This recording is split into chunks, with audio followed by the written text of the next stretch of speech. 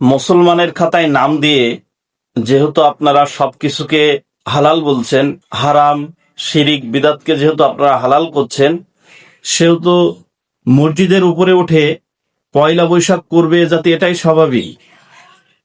মসজিদের উপরে উঠে মসজিদের ছাদে বসে মসজিদের বারান্দায় বসে কনসার্ট দেখবে এটাই স্বাভাবিক।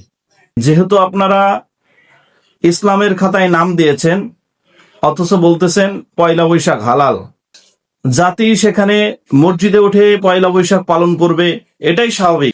পারলে তো মসজিদের ভিতরে গিয়েও পয়লা বৈশাখ পালন করবে, কনসার্ট দেখবে মসজিদের উপরে উঠে, মসজিদের বারান্দায় বসে, মসজিদের সামনে দাঁড়িয়ে কনসার্ট দেখবে, এটা তো স্বাভাবিক বিষয়।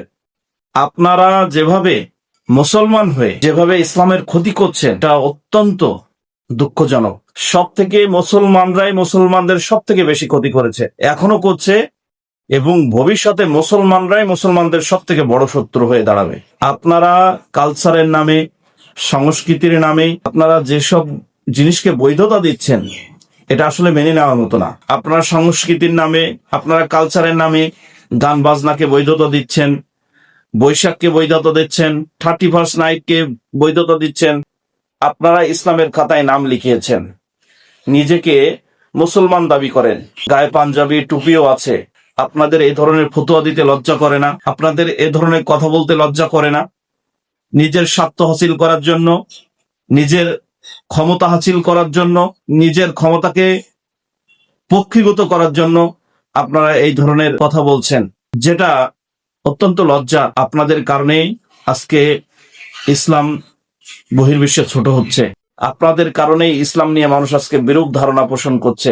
ইসলামটাকে আপনারা যেভাবে মুসলিম হয়ে বহির্বিশ্বের সামনে ছোট করছেন, তুচ্ছ তাচ্ছিল্য করছেন, এটা মনে হয় ইহুদি খ্রিস্টানরা কখনো করেনি যেমনটা মুসলমানরা করছে। আপনাদের কর্মকাণ্ড দেখে, আপনাদের ফতোয়াবাজি দেখে যারা অমুসলিম রয়েছেন তারা নিশ্চয়ই খুশি হবেন, মনে মনে হাতেও তালি দিবেন।